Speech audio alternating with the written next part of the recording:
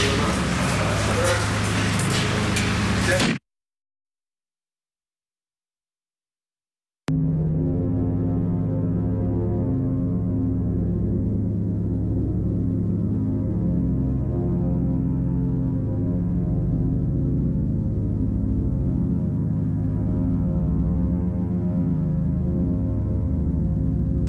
morning that Halyna Hutchins was shot and killed, tensions among the crew and cast regarding safety on the Rust set had boiled over.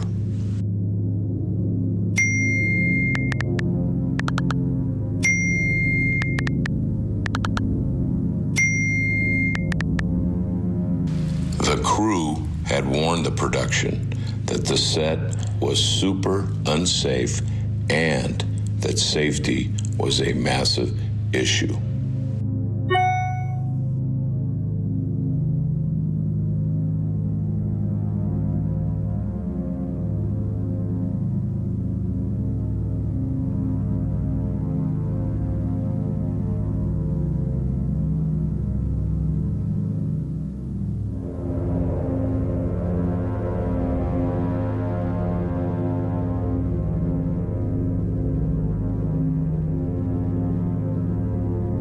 After the warning of the unsafe production, the workers that had complained quit in protest of the safety conditions.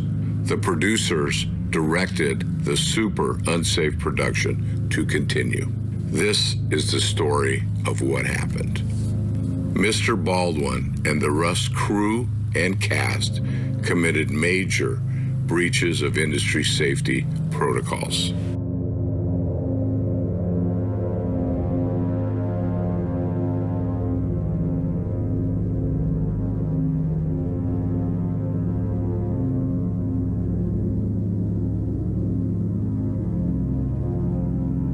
Mr. Baldwin and his production crew were performing a lineup. A lineup is used to confirm where to locate and angle the camera. Industry standards required Mr. Baldwin to use a replica or rubber prop gun whenever possible. It was unnecessary for Mr. Baldwin to use a revolver for the lineup. Industry standards required Mr. Baldwin, as a producer and lead actor, to accept the revolver directly from or in the presence of the production's armorer. Mr. Baldwin did not accept the revolver from the armorer. The armorer was not even in the same room. Mr. Baldwin allowed Mr. Halls, the first assistant director, to confirm for him the deadly weapon was safe. Mr. Halls was not qualified in weapons safety.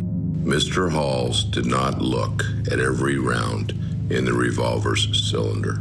Industry standards required that Mr. Baldwin personally perform or observe a visual inspection of the revolver to confirm it contained no live rounds.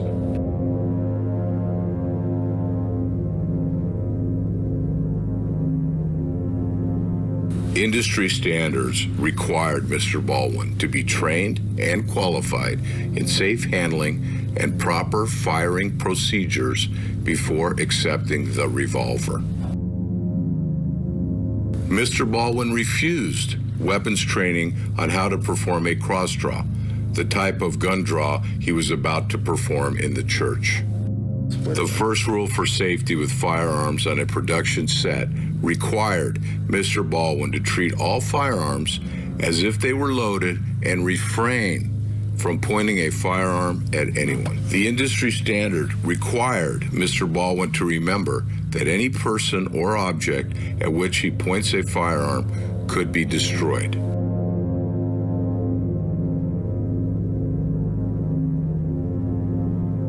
Mr. Baldwin aimed the revolver at his cast and crew within a dangerous distance. The cast and crew were only 4 feet away from Mr. Baldwin's weapon. Industry standards required Mr. Baldwin to ensure any crew in the line of fire had protective glass or other personal protective equipment. Industry standards required remote operation of the camera if Mr. Baldwin ever aimed the gun at the camera.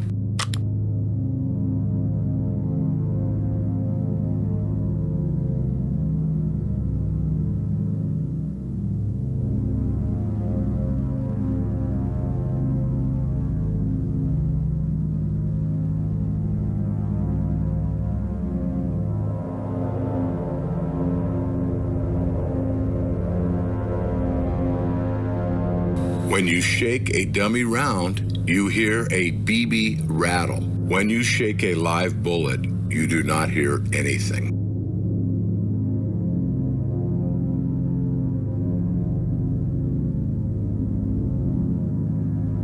So I take the gun and I start to cock the gun. I'm not going to pull the trigger. I said, do you see that? She goes, well, just cheat it down and tilt it down a little bit like that. And I cock the gun. I go, can you see that? Can you see that? Can you see that? And she says, and then I let go of the hammer of the gun and the gun goes off.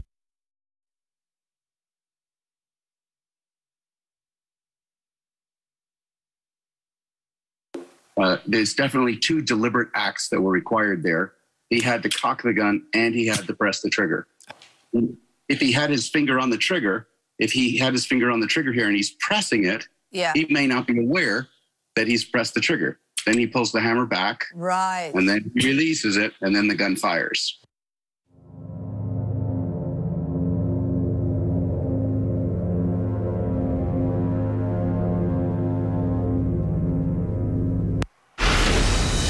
All right, still with me, trial attorney Rachel Fiset. Rachel, you know, that was incredible.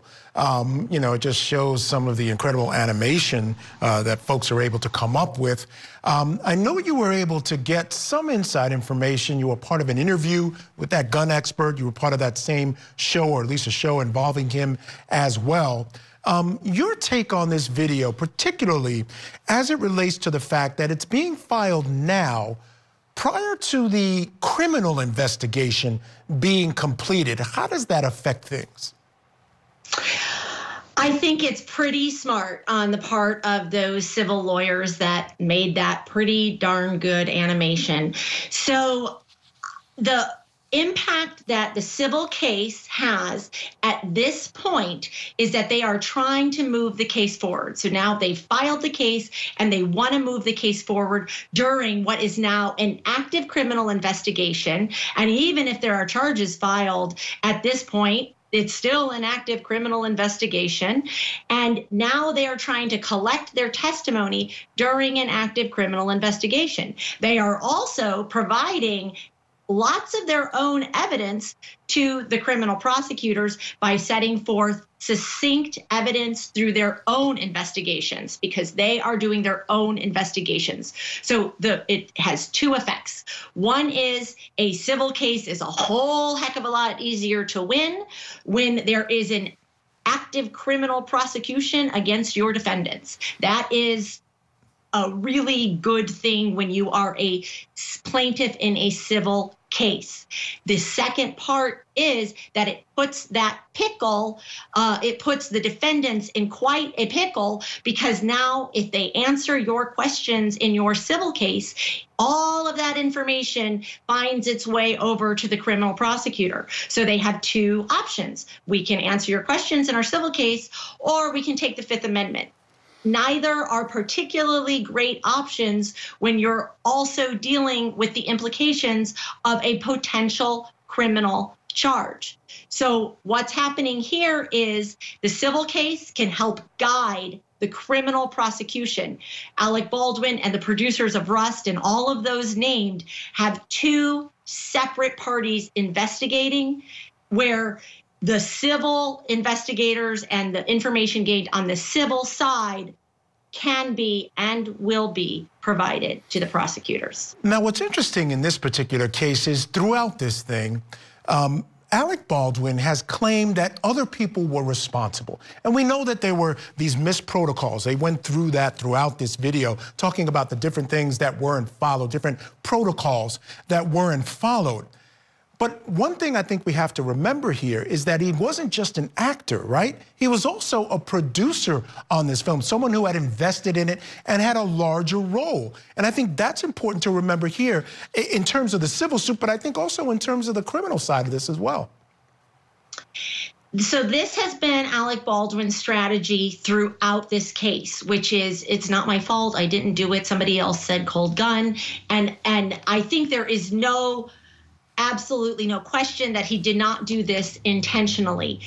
But as a producer on the show, and it's kind of no question that he is a big name and a big part of this production, what can be shown, and I think the civil case at least will try to show, if the criminal case doesn't get there, is that he had some oversight over safety protocols in the position that he had on set and on the movie. So he is saying this is not my fault. However, I think this type of defense that he's using, and this has been his defense since the beginning, could possibly do an entire loop back to him because he is such a big name player.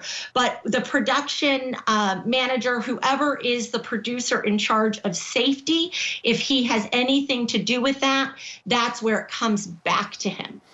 All right, so we got a lot more to discuss with this. This stuff's fascinating. Stand by, Rachel. We're going to take a break right now. When we